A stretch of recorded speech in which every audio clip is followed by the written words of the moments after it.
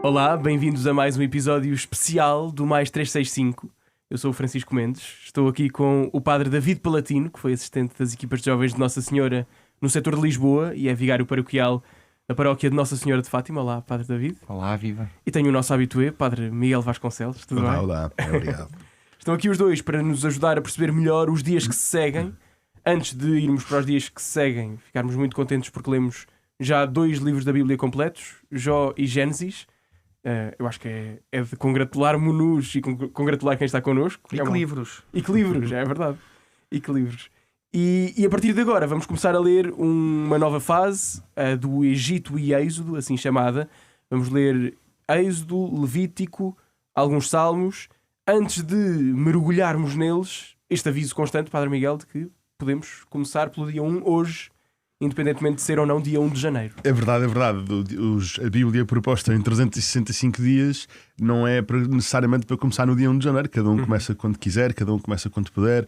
Se alguém, por alguma razão, chegou agora ao mais 365, tem todo o interesse que volte ao episódio número 1 e que comece já hoje, ou amanhã, ou quando der jeito.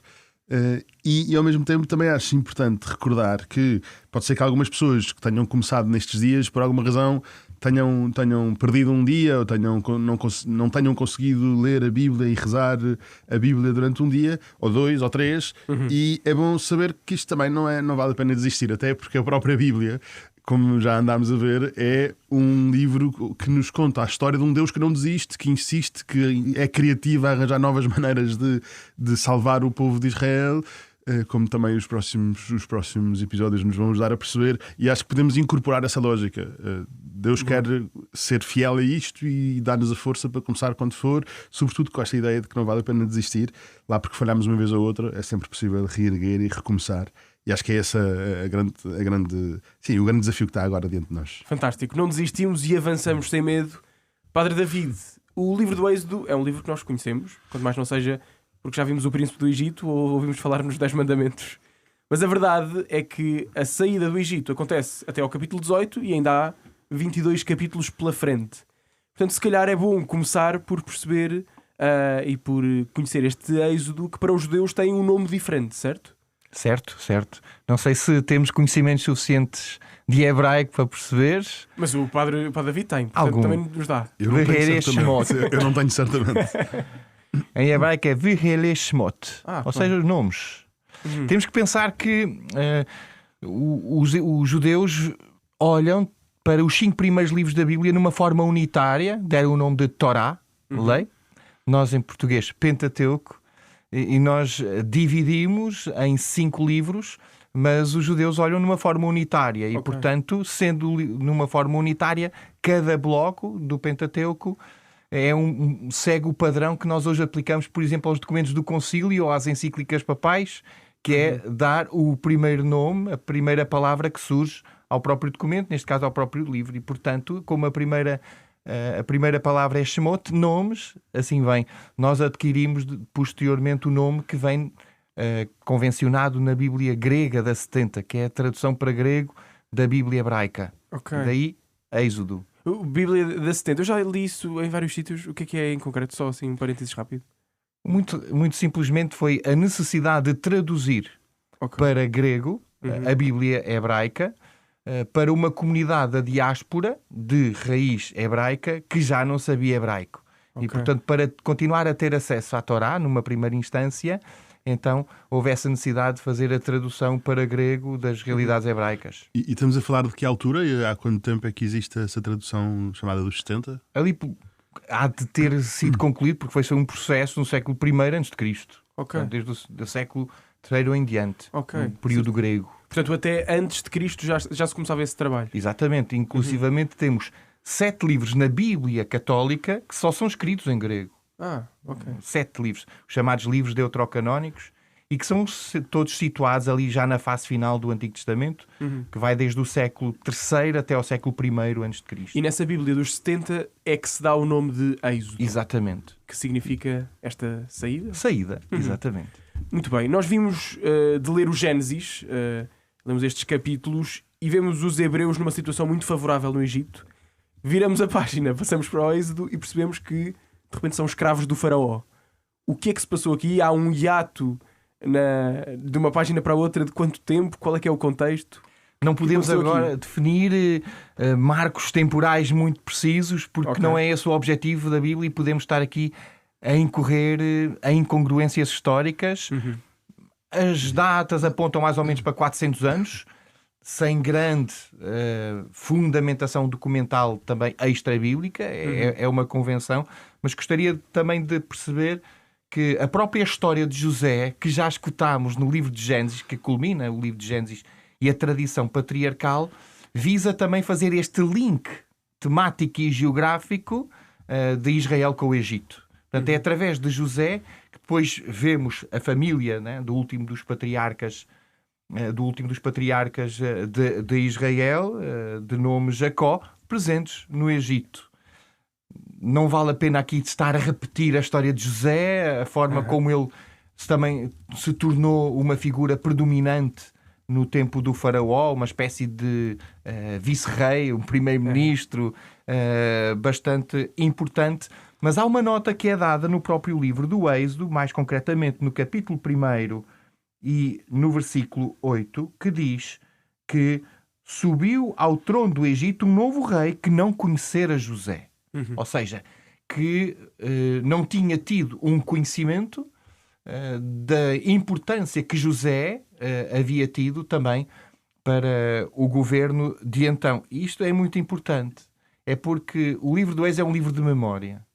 E quando nós perdemos também o sentido da história e o sentido da memória, estamos destinados à catástrofe. Portanto, nós precisamos também de recuperar permanentemente a memória histórica sob pena de não atrairmos. Sob pena de atrairmos.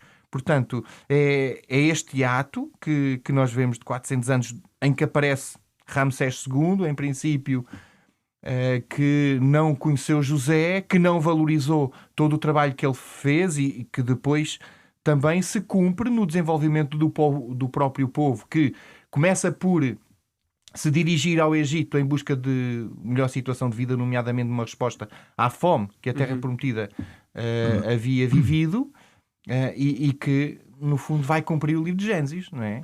Crescei e multiplicai-vos, e vão tornar-se um povo numeroso, e também num contexto de diáspora. Portanto, este é muito importante. Aqui surge naturalmente é também no fundo uma tradução daquilo que foram as próprias vicissitudes históricas de um povo que foi sendo dominado, subjugado por grandes impérios, e que esta natureza persecutória começa a estar presente desde o início, digamos assim, da sua identidade judaica por excelência, que encontramos no livro do Êxodo. Agora, há aqui uma questão importante. O próprio hebraico nos ajuda a perceber isso. É que o próprio povo de Israel passa de escravo do Egito a servo de Deus. A palavra abodá, em hebraico, há uma transposição semântica da própria palavra que nós vemos presente logo desde o início.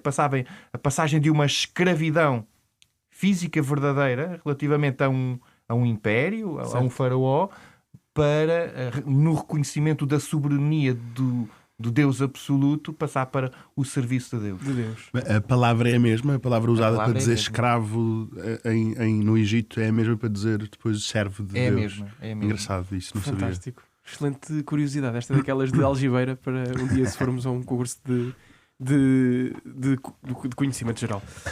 Conseguimos desenhar uma estrutura para este Êxodo, ou seja, percebermos em traços largos o que é que nos espera durante a leitura do Êxodo. Sim. Apesar desta palavra êxodo significar fuga, o que é certo é que, como já foi referido, não é?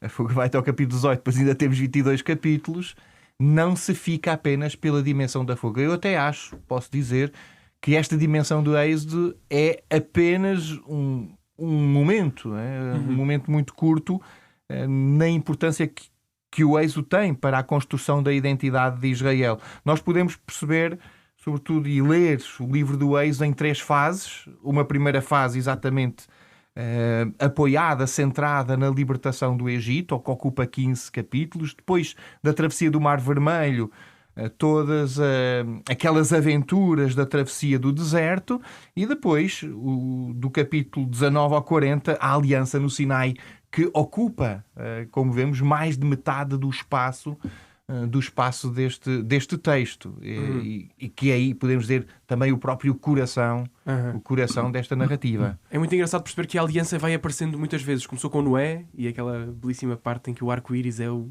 testemunho de uma aliança. É o arco da velha. As coisas do arco da velha encontra É o arco da velha aliança, sim. É sério? É o arco de Noé. Não fazia ideia. O arco da velha aliança. É mais ou menos, está a ser um episódio cheio de... Há curiosidades muitos provérbios populares que encontram a sua raiz na Bíblia. Lindo. Arco da velha. Fantástico, o arco-íris. Depois, lá está, falando desta ideia de aliança com Noé, com Abraão, com Moisés, há mais alguma coisa para além de, obviamente, aparecer muitas vezes a palavra aliança? Há aqui mais sumo por trás destas várias vezes que aparece a aliança? Sim, é verdade que se fala destas 3 tipologias de aliança. Nós temos que falar apenas de uma aliança que vai sendo renovada. É verdade que olhamos muito para a perspectiva, até em Jesus, de uma nova aliança, como se fossem 2 alianças, mas é uma mesma aliança com várias modalidades, com um envolvimento diferente, também podemos dizer, do partner da própria aliança.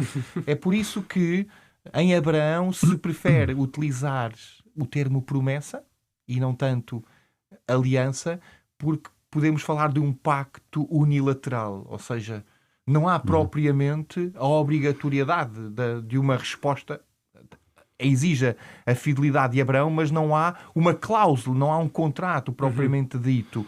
Aqui, a aliança do Sinai, que é preponderante até depois na estruturação do próprio povo, podemos falar de um pacto bilateral. Exige a resposta e o compromisso do povo. Ou seja, é muito claro, Deus dá aquilo que promete na medida em que também possa obter da parte do povo a resposta adequada, que é a fidelidade. Portanto, há aqui algumas nuances, já há um passo em frente. Já puxa pelo próprio povo, não é? Já puxa pelo próprio povo. Pois, nós falámos aqui num dos episódios especiais passados, e depois eu também tive a oportunidade de falar nisso quando comentei essa parte do livro do Gênesis, que quando Deus faz a aliança, o pacto, por assim dizer, a promessa com Abraão, é o próprio Deus, através do fogo que passa através dos animais, e isso normalmente vinculava a pessoa que passava ali, como se estivesse a dizer que me aconteça isto, não é? Que me aconteça esta morte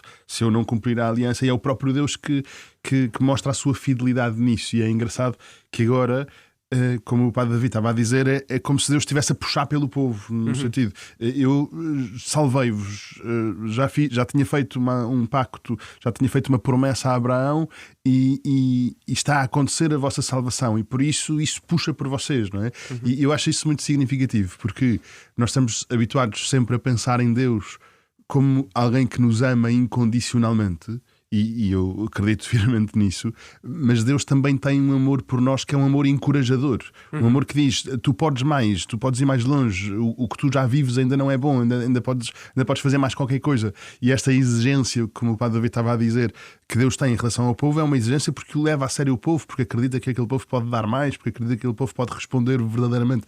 Eu acho muito bonito pensar nesta exigência, não apenas como uma espécie de uma birra de Deus que é muito exigente e é muito mau ou muito severo, mas como um Deus que acredita verdadeiramente que aquele povo pode responder com grandeza e não desiste dessa grandeza. Eu acho isso muito bonito. Fantástico. E até podemos falar de outra questão. Primeiro, pode ser naturalmente uma manifestação de uma vontade divina para no fundo a resposta seja condigna com a dignidade humana. Então podemos dizer também que a própria lei é uma resposta do homem ao Deus que o ama. Mas também temos que pensar que antes de haver lei já há muitos séculos de história.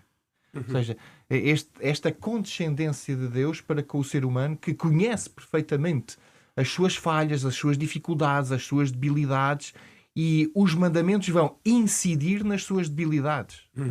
Vão incidir contra a idolatria, que foi sempre também uma realidade vivida nos antepassados, contra uma espécie de desordenamento na harmonia familiar e, portanto, vai legislar também relativamente a essas situações familiares. Portanto, há uma narrativa que já é conhecida, há uma história que foi percorrida e agora também a própria lei veio dar autoridade divina a algo que deveria supostamente estar inscrito no coração e que ainda não estava.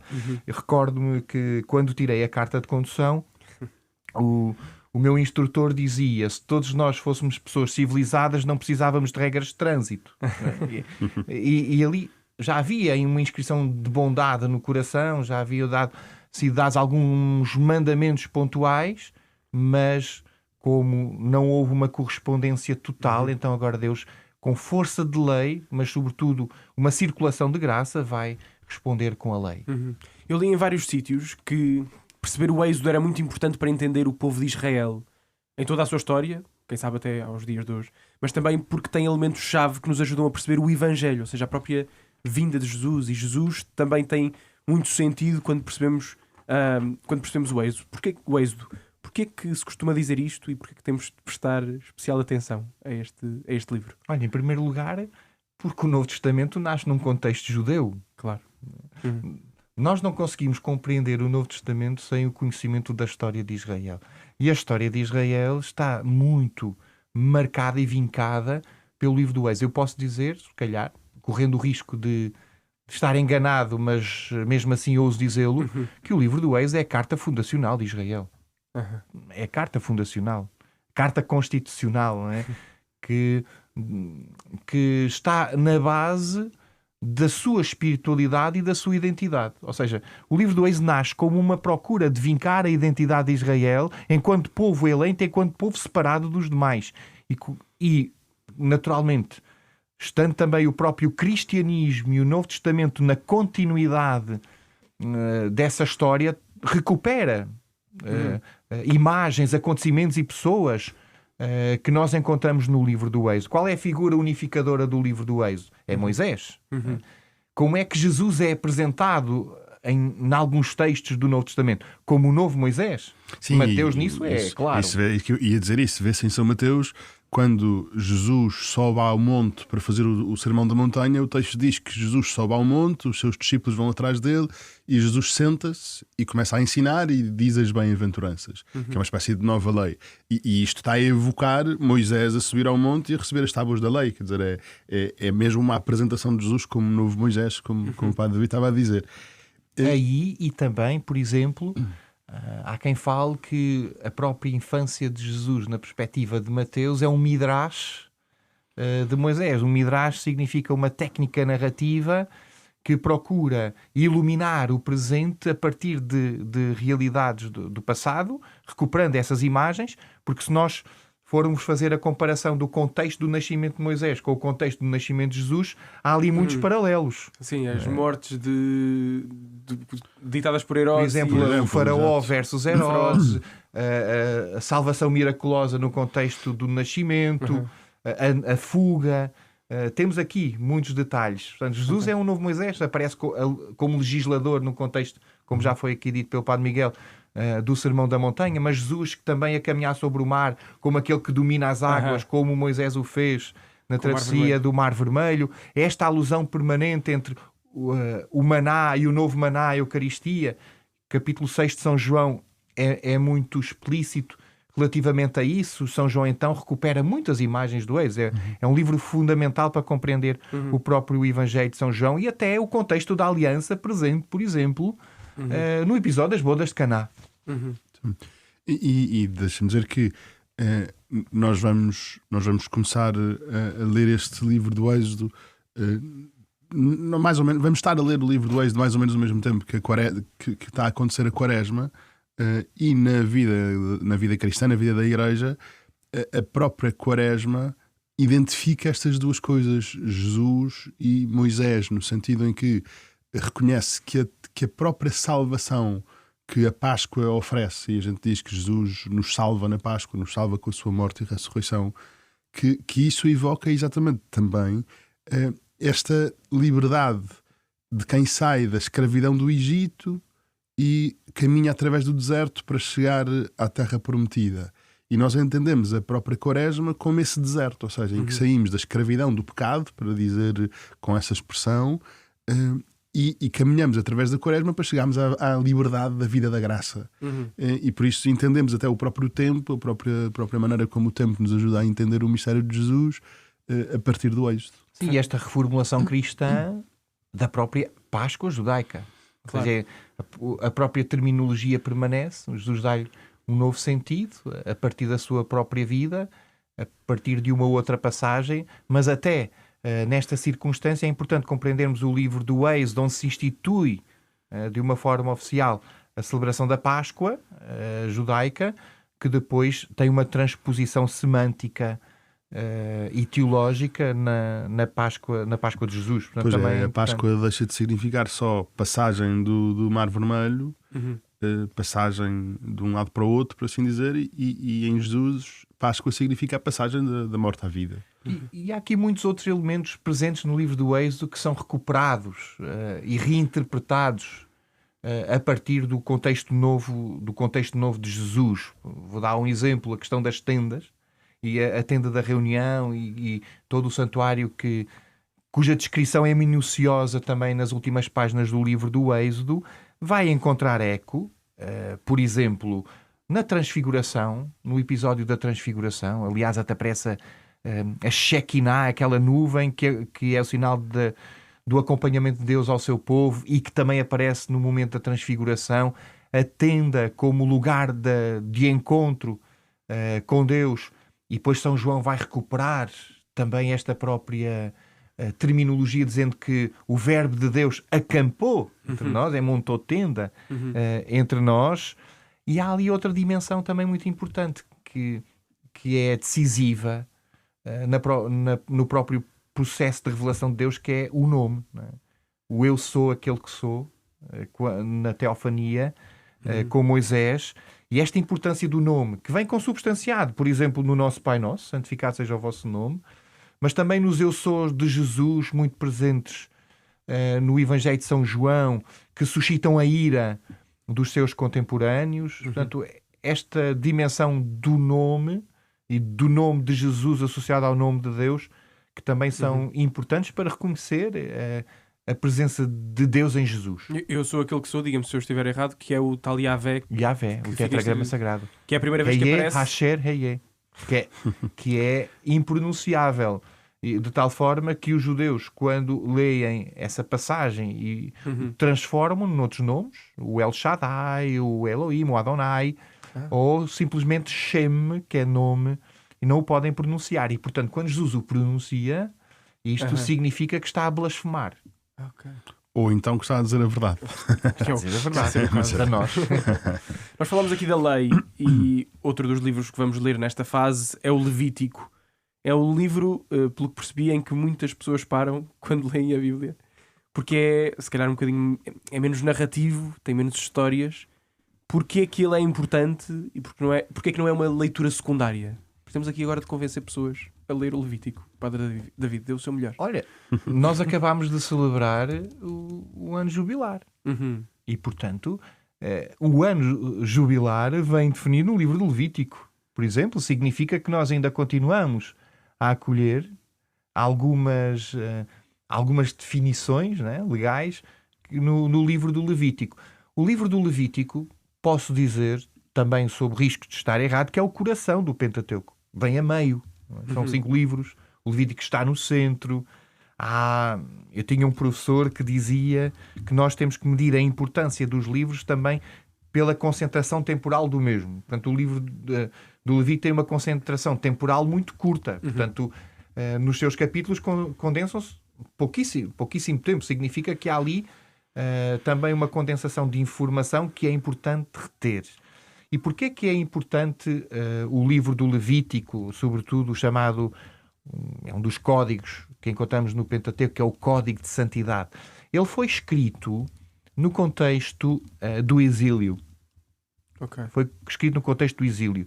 O contexto do exílio da Babilónia, nós estamos a falar do século VI a.C., vai obrigar o próprio judaísmo, se é que ainda podemos falar desta maneira, a repensar-se, mas também a afirmar a sua identidade própria. E de que forma é que eles podem preservar um pouco esta dimensão específica e especial de povo eleito sem se contaminar digamos assim, com o contacto com outros povos, que aqui no contexto do Egito também acontece, e não só no contexto do exílio, e afirmar a soberania e a absoluta santidade de Deus. E é isso que vai marcar o livro do Levítico. São leis que visam proteger a santidade de Deus. Ou seja, manifesta uma coisa que nós devemos recuperar e que às vezes não recuperamos, que é o sentido do sagrado, o sentido do mistério. Que às vezes a fronteira é muito ténue, mas aqui o livro do Levítico vai, como força de legislação, definir coordenadas muito precisas para que o povo permaneça puro nesta atitude reverencial para com Deus. Ok, então, se calhar, só para perceber se percebi bem, portanto, esta ideia de santidade não aponta ainda ao indivíduo, mas é eu quero ser o melhor possível para honrar a santidade de Deus? Mas não é só uma questão de esforço humano, é uma resposta à santidade de Deus. Okay. O grande refrão, sobretudo este código de santidade no livro do Levítico, é: sede santos porque eu sou santo. Onde é que eu já ouvi isto? Não é? Jesus vai dizer novamente: sede santos porque eu sou santo. Claro que depois transposto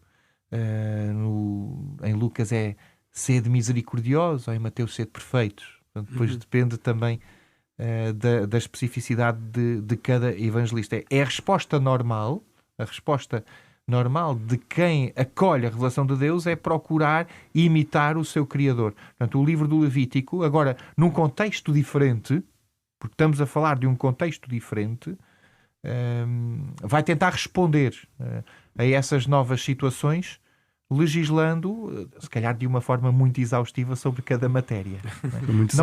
Não dá asa à generalização, não é? Pois, muito exaustiva, muito precisa, vai a todos os pormenores e descreve qual é o material da roupa do sacerdote quando o sacerdote tem que ir fazer o sacrifício. Que é uma coisa interessante. Descreve as dimensões da tenda, descreve tudo e mais alguma coisa. Isto também nos diz que, de facto, é um livro que é posterior, ou seja, foi escrito posteriormente ao evento que narra, porque fala-se ali de realidades que ainda não existiam, nomeadamente o templo.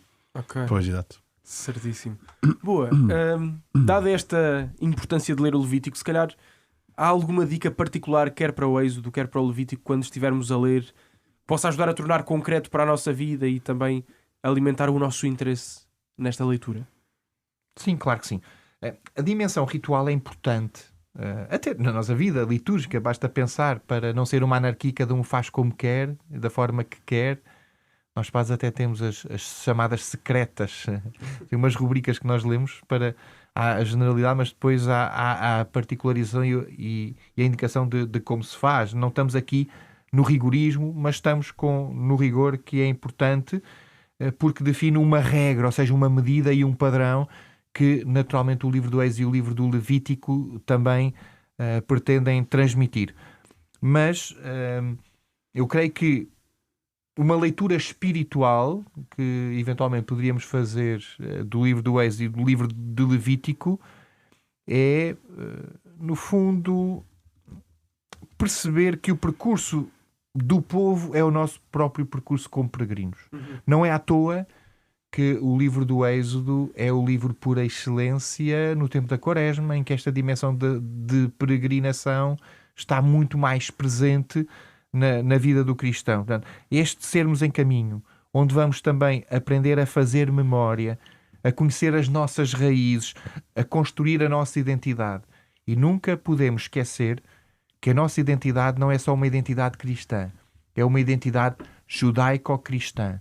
Jesus nunca criou ruptura. Jesus fala de uma continuidade ou de uma releitura desta história, sobretudo que tem o seu início mais visível, mais histórico no livro do Êxodo. Portanto, ler o livro do Êxodo é aprender a reconhecer e a agradecer a nossa história, que ainda hoje nós vivemos, nós celebramos na própria liturgia, que acolhe muitos dos gestos, muitas das tradições que aí encontramos, mas também esta consciência de que precisamos de uma regra, precisamos de um padrão.